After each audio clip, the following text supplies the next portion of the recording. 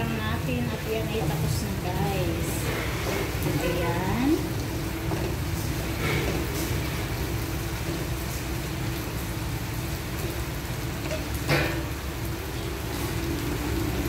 Yan na yan guys, lalagyan lang natin ng kunting pampaganda. Ayan. Ayan, okay na yan guys.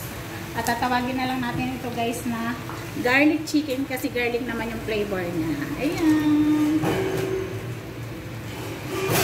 Ito na nga yung finished product at ito itatawagin kong garlic chicken guys kasi garlic yung huli kong nilagay dyan na flavor. Ayan naman ay palamuti. Malapamuti ko lang yung sesame seed na yan at saka yung ating parsley. Para maganda siyang tingnan.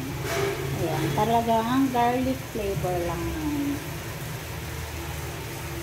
Parang pinirito ko lang yan guys. Pero nag-add ako ng kunting water kasi nga, syempre matigas naman yung ano. Tapos natuyo na lang siya. Kaya may oil na siyang lumabas.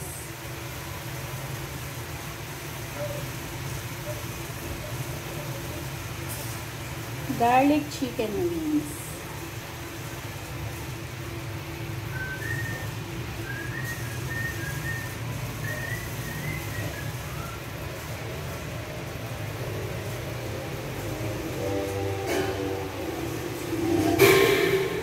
Sa labas guys, pasensya na kayo sa background.